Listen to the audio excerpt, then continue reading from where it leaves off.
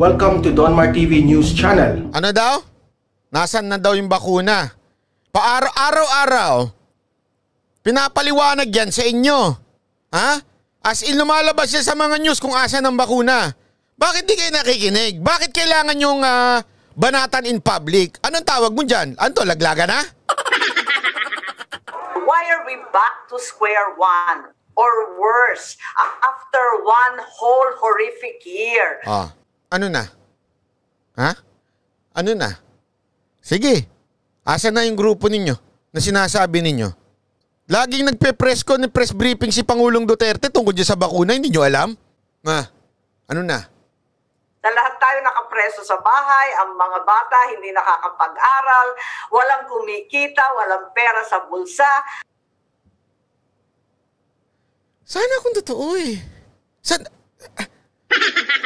Wala akong pinatitigil na magtrabaho. Linawin natin ha. Hindi ko ito lockdown na pinatitigil ang trabaho. Magkaiba ito doon dati. Anong difference dati? Dati, limited lang ang pwedeng magbukas. Ngayon, walang pinatitigil na magtrabaho. Pwede magtrabaho ang tao. Transportation, hindi binawasan. Pwede kang mag-ikot hanggang saan mo gusto. Mula NCR hanggang Cavite. Antipolo, pwede kang mag-ikot-ikot. Ang sinasabi lang, yung bubble lang sa bubbles, ibig sabihin parang hindi na kumalat. Ano to? Ano ba talaga? Inis din daw ang senadora dahil tila pinapasa ng IATF ang bigat ng trabaho sa mga LGU. Hindi binapasa. Di ba yung... Eto isipin nyo ito. Isipin nyo na mabuti ito. Yan yung hiling ng iba eh. Gawing i-localize. Ano ibig sabihin ng localize? Ibig sabihin, kung sino yung barangay na may problema, dapat dun lang ang lockdown. Anong sinasabi nyo, Madam Aimee? Yung totoo. Madam Aimee, alam mo namang we're friends.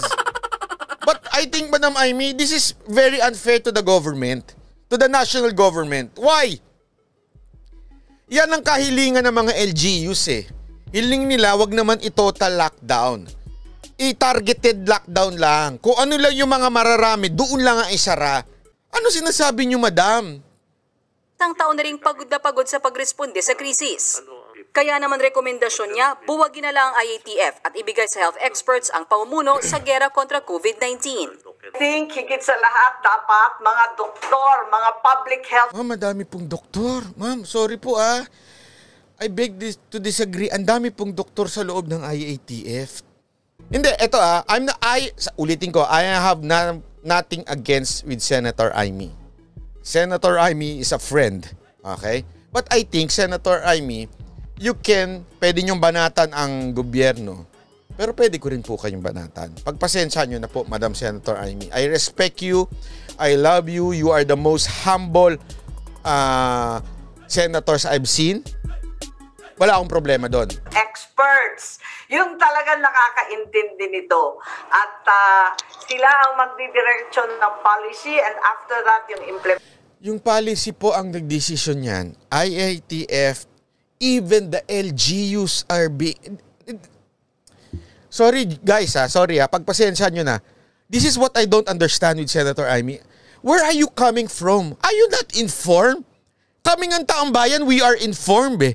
The medias are informed. Madam Aimee, if you're hitting IATF, you are hitting the president. Why? The president is always the last person to decide. Diba? Eto, gusto nilang i-open na yung classes face-to-face. Ayaw ni Pangulo. No, sorry, don't. Walang ganyan. Pinigil niya.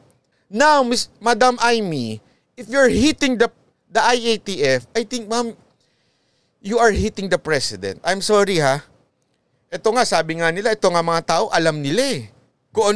Kung paano yung patakaran, di ba? Anong hindi nyo maintindihan dun, madam?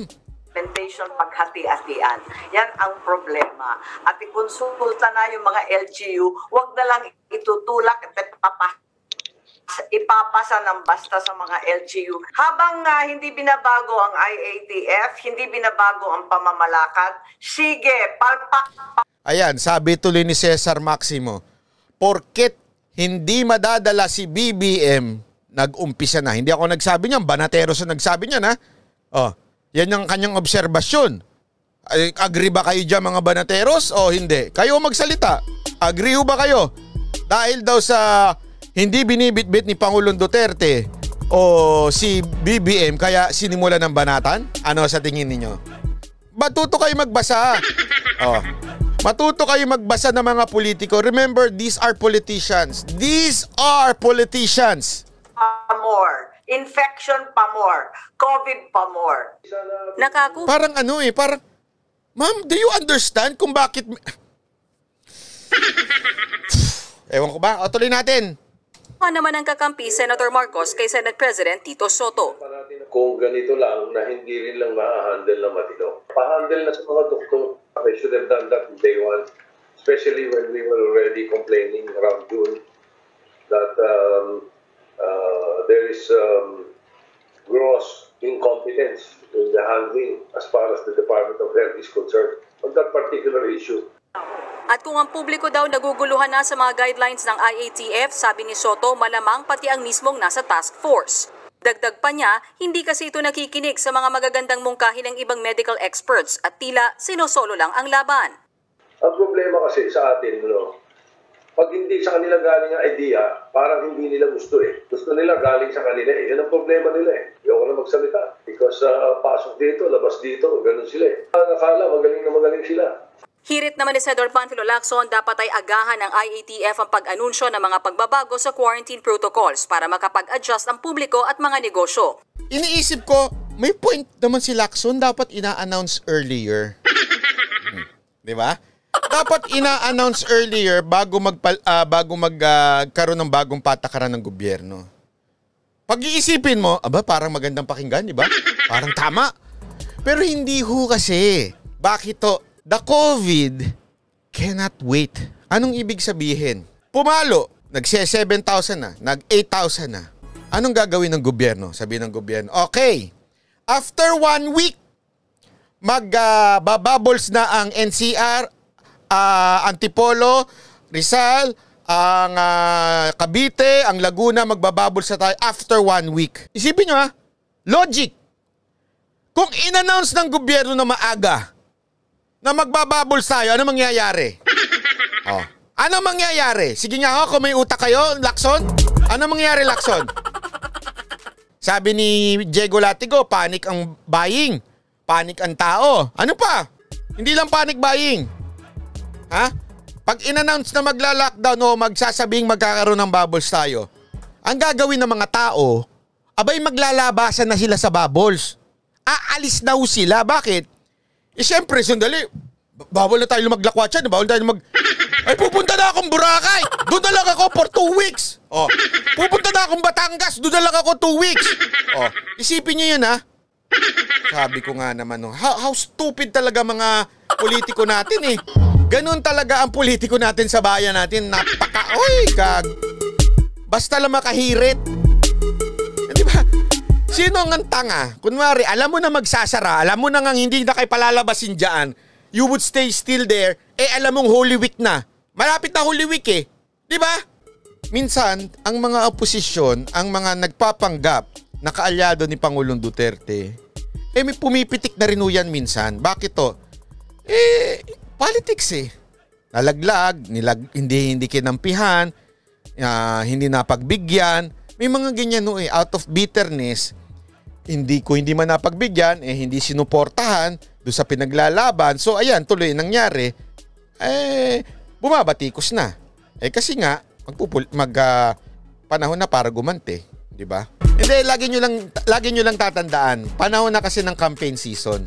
Tumitindi po ang politika dahil malapit ng eleksyon at ginagamit talaga itong pandemya laban sa administrasyon. So kung meron pa pong konsyensiyang natitira yung mga nais manalo, na desperadong manalo, sana po tumulong na lang po sila magbigay ng solusyon dito sa problemang ito kaysa pinagsasamantalahan po ang pandemya para sa kanilang mga selfish political gains. Well, pero matindi po talaga. That's what you would call the classic case of if you want to appear white, you paint the other guy black. Yon. Tagad na ng English If you want to appear white, you have to paint the other guy black. Oh. 'Di ba totoo naman ganyan ang ginagawa ngayon. Kasi nga iniisip kasi ng mga politiko, kung ako tarantado akong gobyerno, kung ako tarantado akong pangulo, kung ako IATF, pababayaan ko na lang ang tao. Bakit? Sisisihin lang nila ako Inaalagaan mo na nga yung kapakanan ng tao para magkaroon ng bubble, isisisi pa sa akin, ay puta lumabas na kayo. Kaya hindi ako pwedeng maging politiko Bakit? Ay lumabas kayo, bahala kayo sa buhay nyo. Gaganunin ko na lang talaga yung mga tao, ang titigas ng ulo nyo Bakit pakialam ko sa inyo? Kaya lang yung gobyerno natin, mahal pa tayo Sa totoo lang, palabasin mo na yan, hayaan mo sila dyan sa labas, bahala kayo sa buhay ninyo para hindi nyo ako sisihin at maganda ang ratings ko. Bakit? Totoo lang, nakaka-apekto to. Itong ginawa ni Pangulong Duterte, this is out of, sa madaling salita, hindi ito pasikat na desisyon. Kasi kung popularity lang ang gusto ni Pangulong Duterte, hindi niya gagawin i-lockdown ulit tayo o i-bubbles tayo. Bakit? Marami magagalit, Brad. Kaya kung ako ang Pangulo at tarantado akong Pangulo at trapo ako, hindi ko ila-lockdown. Hayaan ko na lang ang tao. Kasi malapit na mag-eleksyon di ba? Hayaan ko na lang ang tao. Para masaya sila, tuloy lang ang lakad, tuloy lang lakwatsa, mamaliitin ko na lang, mamanipulain ko na lang yung sitwasyon. Di ba gaganunin ko na lang? Hindi Sorry totoo Hindi ho talaga Mabait to at talagang may malasakit ang ating Pangulo.